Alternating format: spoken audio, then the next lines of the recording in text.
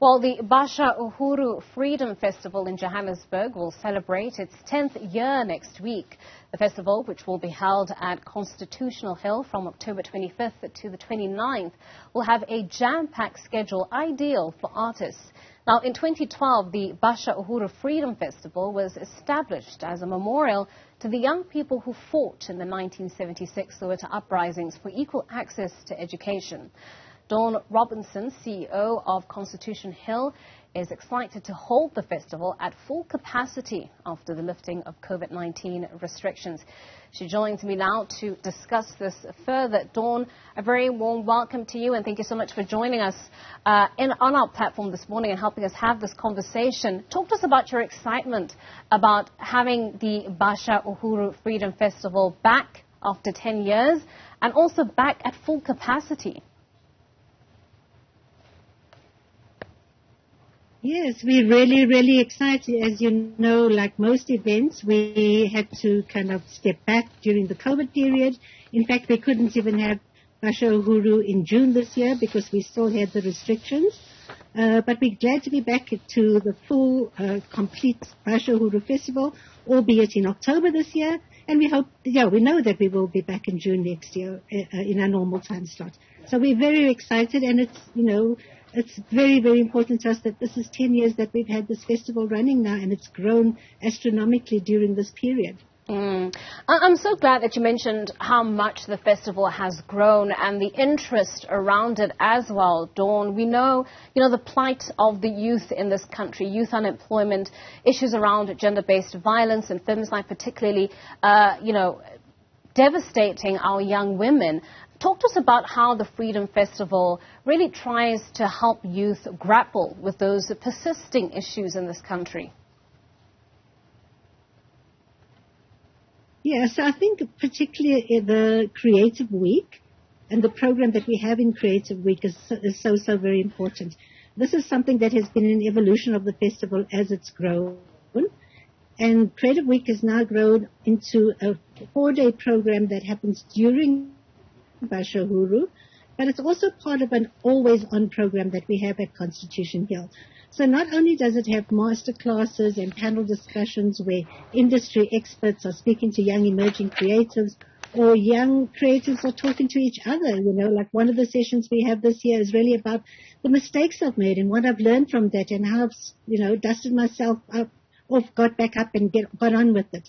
But also platforms like dealing with mental health disease, how to actually take care of yourself as a creative. I mean, we've had the most horrific things happening in this space. And like you say, I think creatives are there to actually support other young people in terms of getting through these particular challenges. And a lot of that has been embedded in the program that we're offering this year in Creative Week. So I love the fact that the festival itself incorporates not only entertainment, but also panel discussions, real hard conversations with regards to what's happening in the country and how that's affecting the youth. But on the entertainment side, I mean, what can patrons come to expect from this year's rendition of the Freedom Festival? So throughout Creative Week, which starts on Tuesday, but from Wednesday to Friday, we have lucky to have on board a sponsor who's supporting Soul Sessions.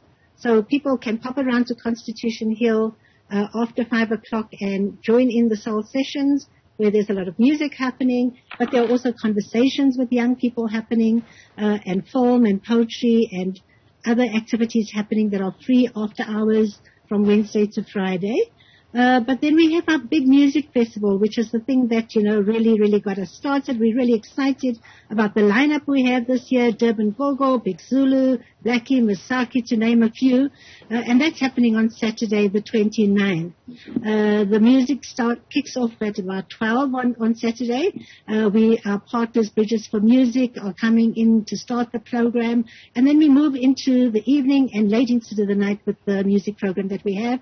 We're also very excited. We've got our biggest market that we've ever had at Basha Uhuru taking place on Saturday. A lot of creative businesses are exhibiting and selling their wares, and it's part of a much bigger program to support makers in the province. Now, we know that the festival itself was founded back in 2012 as an ode to the young students and pupils of the 1976 Soweto Uprising, who, of course, as we know, fought hard, for equal access to education. How does the festival in its format today still honor those young students and pupils, many of whom lost their lives, really, fighting for the freedom and the liberties that we enjoy today?